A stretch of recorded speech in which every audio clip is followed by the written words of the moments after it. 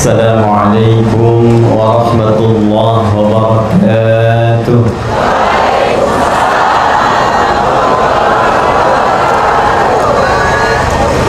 Alhamdulillah rabbil alamin. Wassalatu wassalamu ala nabiyyina wa sayyidina Muhammadin alladhi ursila rahmatan lil alamin wa ala alihi wa sahbihi wa dhurriyyatihi wa ummatihi ila yaumiddin. Amma ba'd. Ya, kita hormati, kita banggakan dan kita muliakan Kepala Korps Lalu Lintas Bapak Inspektur Jenderal Polisi Dr. Andes Aan Suhanan MSI. Ini insya Allah saya tidak lupa beliau karena tanggal lahirnya itu berkebalikan dengan tanggal lahir istri saya. Jadi kalau istri saya 13 Januari, beliau 31 Januari. Ibu Dewi Suhanan yang kami muliakan, semoga Bapak, Ibu dan keluarga senantiasa dirahmati dan dimuliakan oleh Allah Subhanahu wa Ta'ala. Seluruh pejabat utama, para direktur, kabin, juga seluruh insan Korlantas, kalau boleh saya menyebutkan, yang hadir baik tersambung offline ataupun online, doa yang kami harapkan tulus kami sampaikan, semoga senantiasa seluruhnya dilindungi, disehatkan, dimudahkan dan diberkahi dalam menunaikan tugas mulia yang tadi diantarkan oleh Bapak Kakor Lantas dalam pengantar beliau. Tamu undangan juga tidak lupa disebutkan ada para unsur pejabat dari Polda Metro Jaya, dan ini diantara sekian yang paling spesial dan disapa oleh Pak Kakor Lantas adalah ibu-ibu yang ada di hadapan kita. Kalau beliau tadi sebutkan di balik kesuksesan seorang pria ada ketangguhan seorang ibu wanita, maka dalam kaidah Korlantas dikatakan di balik sen kiri dari pasukan perempuan ada belok kanan yang dilakukan.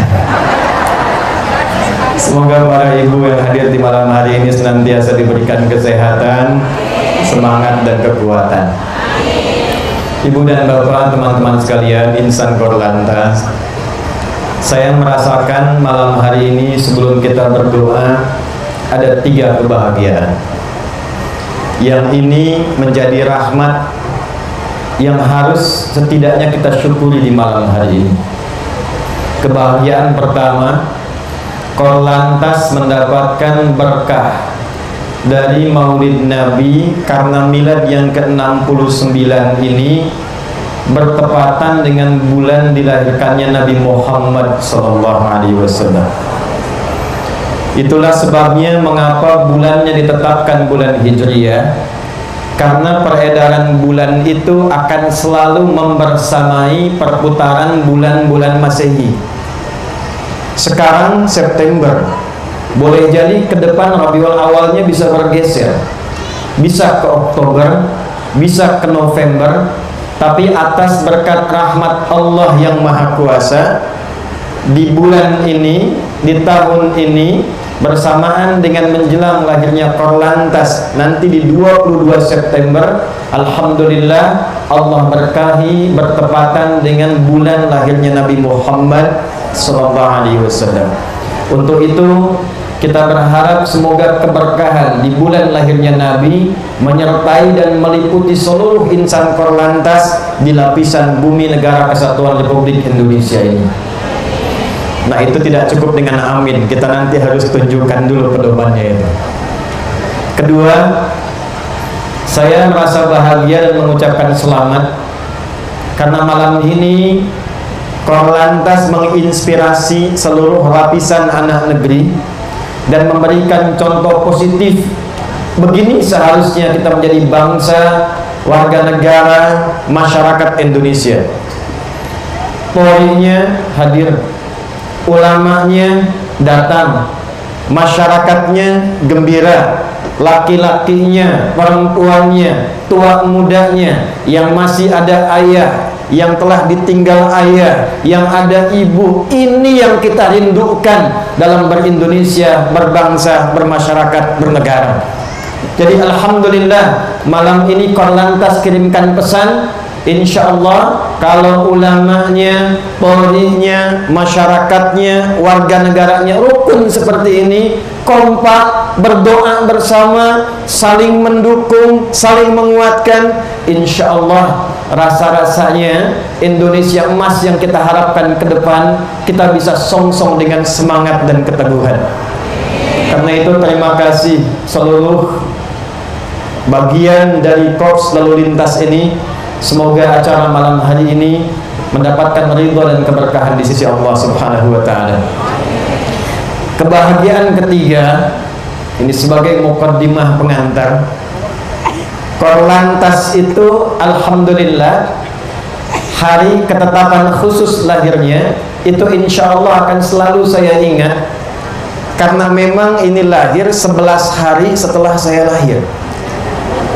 Jadi saya lahir 11 September, Korlantas khusus, korps yang khusus dilahirkan 22 September. Jadi setelah 11 hari saya lahir Korlantas. Cuma tuanya tua Korlantas. Korlantas 69 tahun, kami 40 tahun 11 hari, tepat di hari kelahiran Korlantas. Mudah-mudahan insya Allah saya menjadi bagian dari warga negara Indonesia yang insya Allah senantiasa membersamai korps ini, dunia akhirat, menjadi bagian dari yang diridhoi oleh Allah Subhanahu wa Ta'ala. Tolong teman-teman insan Korlantas tanamkan pada jiwanya, kalau ada 10 orang yang membersamai Korlantas, saya termasuk di dalamnya. Kalau tinggal 3 orang yang memberikan perhatian, saya satu dari 3 itu. Tapi kalau tinggal 1 orang yang memberikan perhatian, ketahuilah boleh jadi saya orang yang masih memberikan perhatian itu.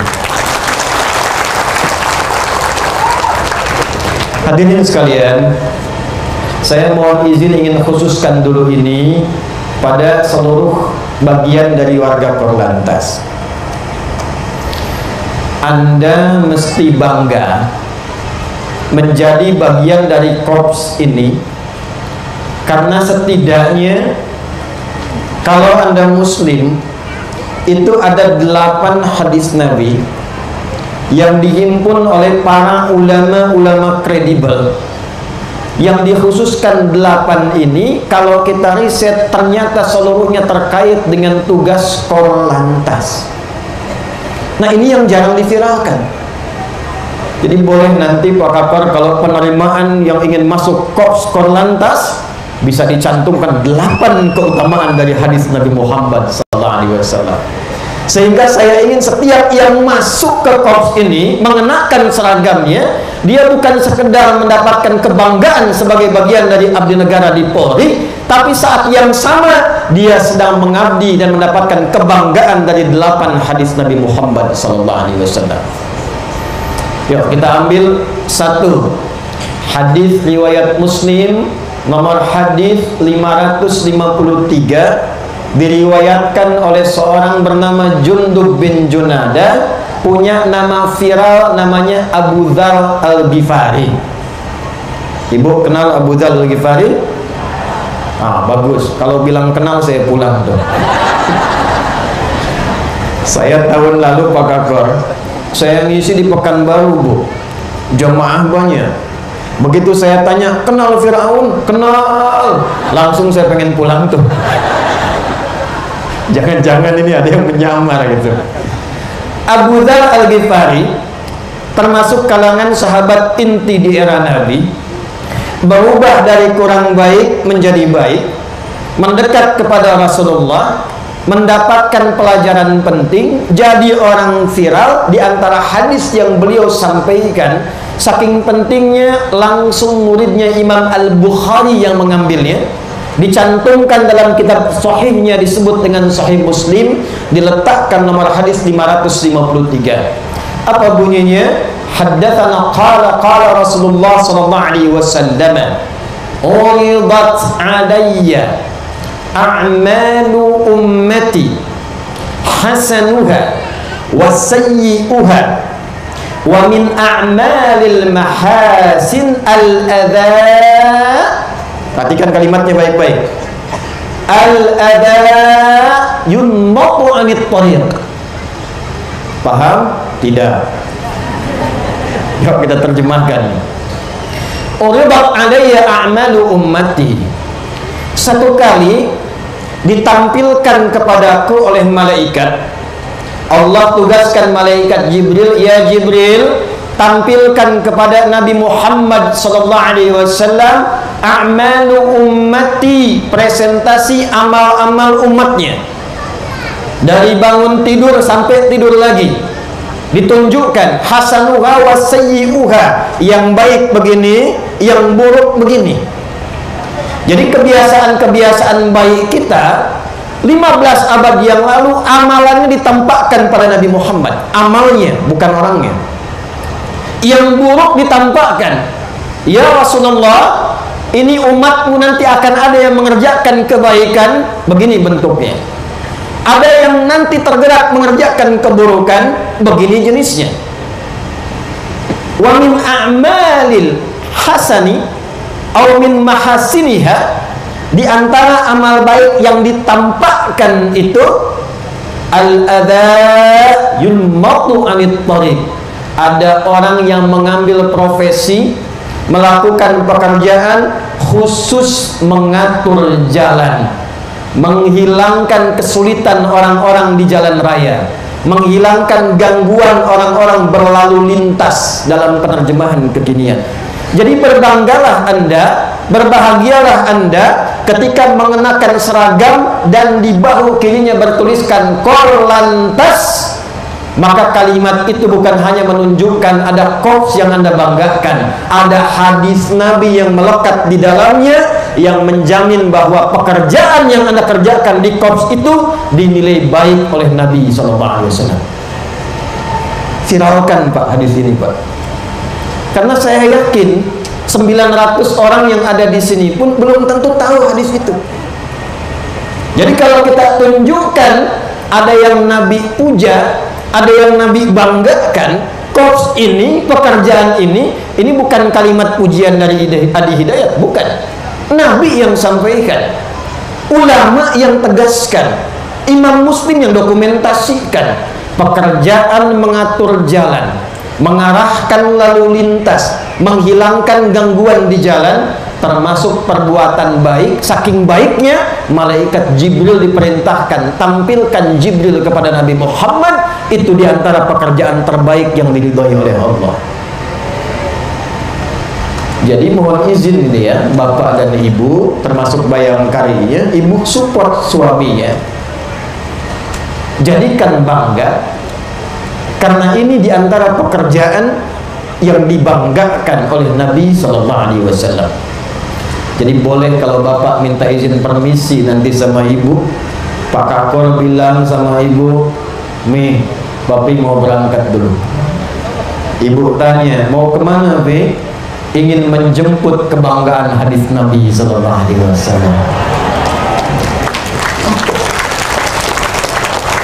Jadi saya ingin katakan, Anda itu orang penting. Saya ulangi, saya ingin tegaskan, Anda orang penting. Saking pentingnya, misinya yang dibawa penting. Anda orang terpilih. Tidak semua orang yang ingin masuk ke sini bisa mendapatkan amanah yang diberikan. 1. 2, saya agak cepat. Banyak hadis yang kedua, karena waktunya agak terbatas. Sampai jam berapa kita Bu? 11. Ibu silahkan sampai jam 11. Saya jam 9 pulang. Tolong tandain Pak, ibu ini sampai jam 11. Baik. 2, hadis Muslim Nabi. Saya cepat nih. Kalau tadi kebanggaannya tentang pekerjaannya, sekarang bagaimana profesi itu ternyata bukan hanya dinilai oleh pimpinan, tapi juga dicatat oleh malaikat yang khusus menambahkan pahala. Qala Rasulullah sallallahu alaihi wasallam, man dalla ala khairin falahu ajruhu mithla ajri fa'ilihi min ghairi an yankusa min ajrihi syai'an. Siapapun yang bisa mempermudah, menunjukkan, mengarahkan seseorang pada jalan yang dituju agar dia mudah mencapai tujuan, dia mudah mengakses kebaikan, maka orang yang mengatur, menunjukkan, mengarahkan itu akan dihadiahi pahala yang sama dengan yang mengerjakan, tanpa dikurangi sedikit pun. Tanpa dikurangi sedikit pun. Coba Bapak Ibu bayangkan, kalau ada Polantas mengatur jalan supaya orang-orang yang sekarang ingin berangkat umrah itu cepat aksesnya, lancar jalannya. Itu semua yang dikerjakan di jalan oleh peserta umrah, zikirnya, di jalan dia sholat, dapat transfer pahala Polantas yang ngatur tanpa dikurangi sedikit pun. Ini jangan diviralkan. Kalau ditunjukkan jalan, ada yang tanya nih, ya. Biasanya kalau saya lihat yang sering diviralkan tuh polisi di Arab. Musim-musim haji, musim-musim umrah, diambil gambarnya, ditampilkan betapa besar pengorbanannya. Kenapa hadis yang sama kita tidak terapkan di polisi kita? Kita tidak viralkan pekerjaan mereka tuh yang dengan kemanusiaan, kegigihan, keringatnya, ketabahannya, gambil gambarnya, viralkan di media, caption di bawahnya hadis Nabi Sallallahu Alaihi Wasallam. Datang orang Arab, ingin sholat Jumat, mau tanya Polantas, karena tak bisa bahasa Indonesia, bahasa Arab juga tak bisa dijawab, akhirnya dia berpikir menggunakan bahasa Al-Quran. Sayyid, ihdinas siratal mustaqim. Istiqlal.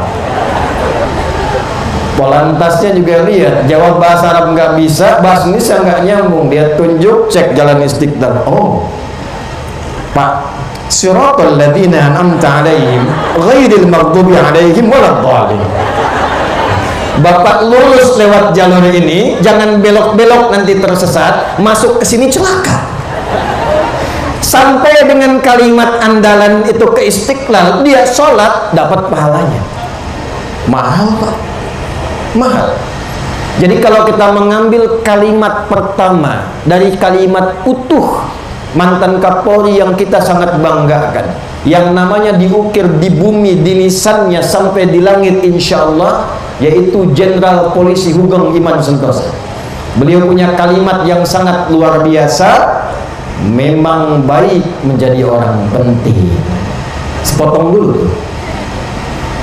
Jadi Anda ini termasuk orang baik yang diberikan tugas penting.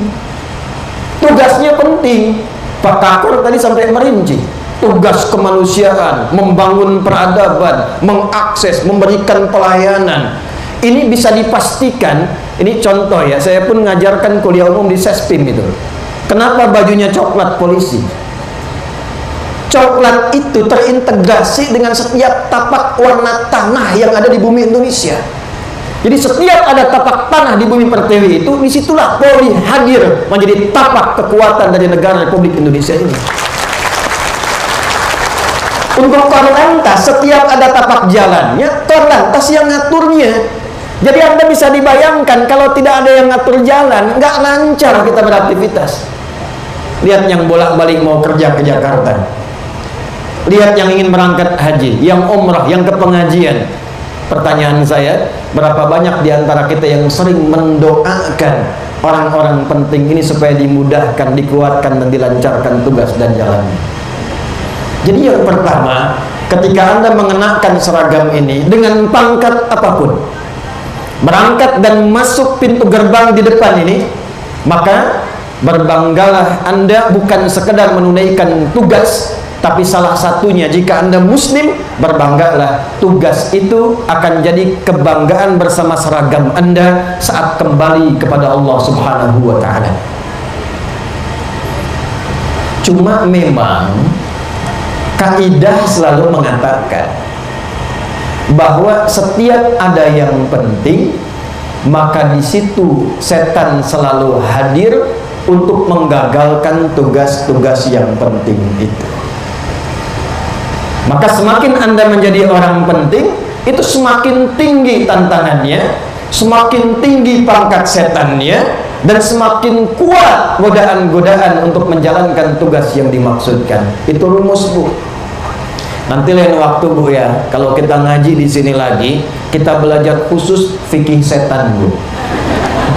Belum pernah kan? Belum.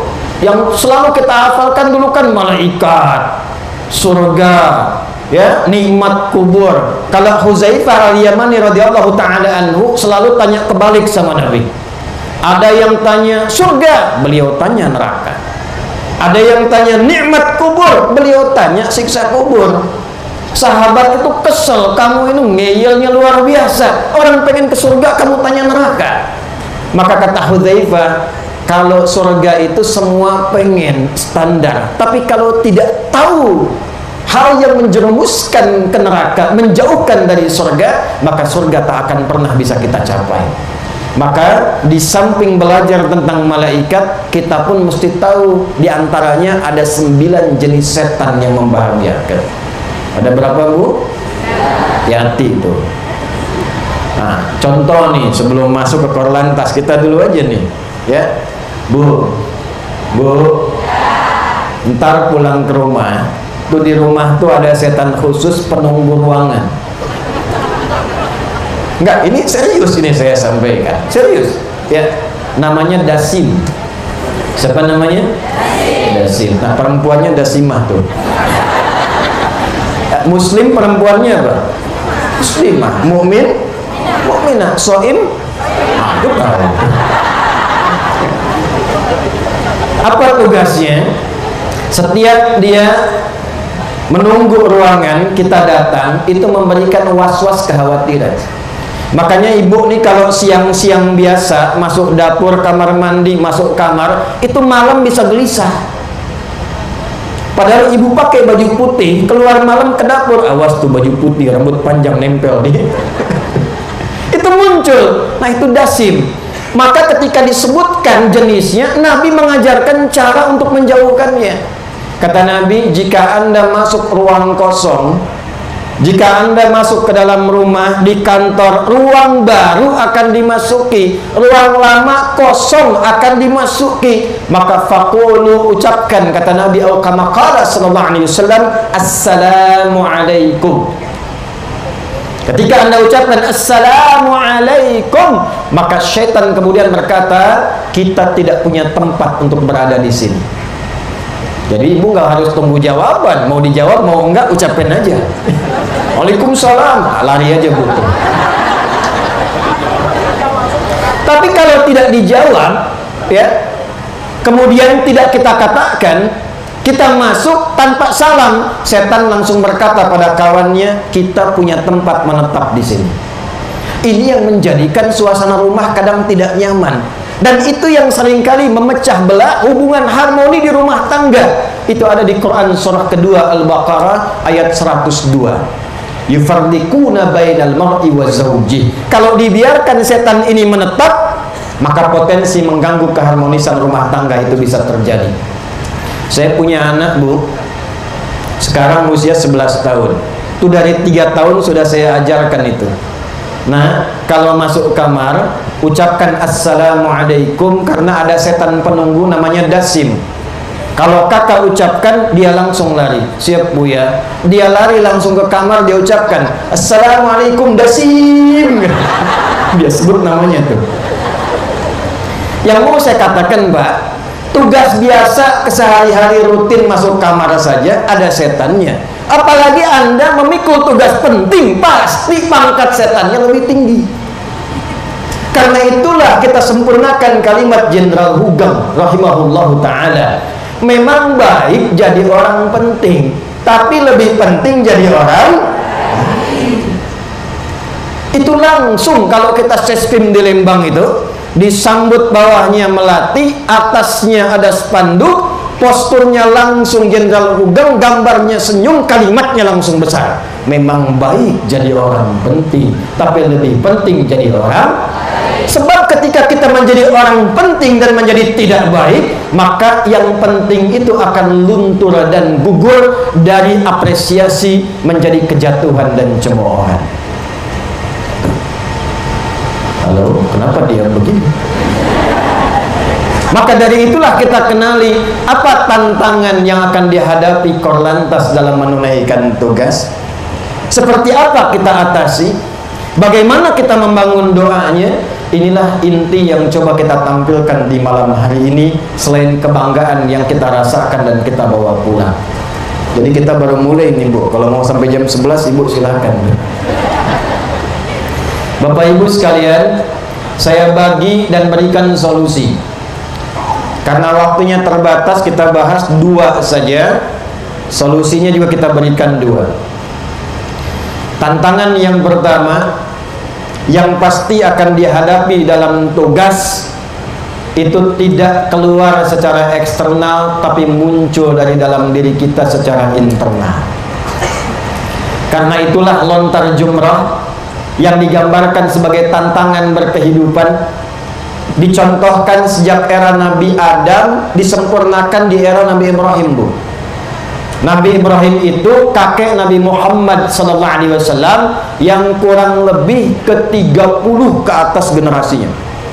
Jadi kalau ibu hitung, Muhammad SAW bin Abdullah bin Abdul Muttalib bin Hashim bin Abdul Manaf bin Qusay bin Murrah bin Kilab bin Ka'ab bin Ghalib bin Fihir bin Malik bin Nadar bin Kinana bin Khuzaimah bin Mudrika bin Ilyas bin Nizar bin Mudar bin Ma'ad bin Adnan bin Addi bin Adri bin Muqawam bin Nahur bin Tarikh bin Ya'rub bin Yasjub bin Nabit bin Ismail alaihissalam bin Ibrahim alaihissalam. 30.